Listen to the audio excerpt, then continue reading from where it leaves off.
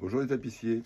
Alors aujourd'hui, je vous ai sorti tous mes documents, des damas, des lampas, et je vais vous expliquer rapidement la différence entre un dama et un lampa.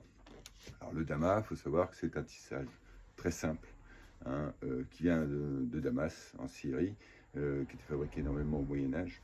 Et c'est un tissu, en fin de compte, qui est pratiquement recto verso. En dama, on trouve, vous voyez, des choses comme ça, très simples, en un motif simple, sur fond uni en général. Et il est pratiquement recto verso. Là, vous avez un dama de chez Tassinari Châtel. En lampa, on trouve tous les documents comme cela.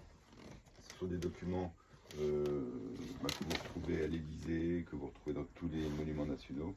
Hein, c'est un lampa du 18e qui est fait par Tassinari Châtel.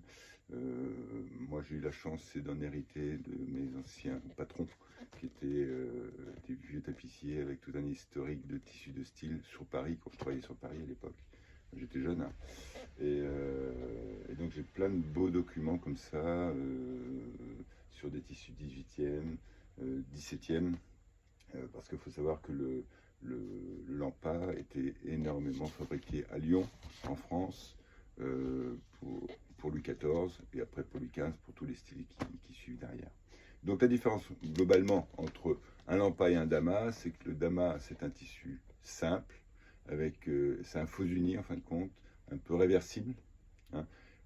Le lampa, c'est un tissu beaucoup plus travaillé, avec plusieurs fils sur la chaîne. Bref, je ne vais pas rentrer dans la technique, mais je veux dire que la différence, c'est vraiment qu'il y en a un qui a un motif travaillé, sur des soies toujours, et l'autre, qui est plus uniforme, c'est un faux uni.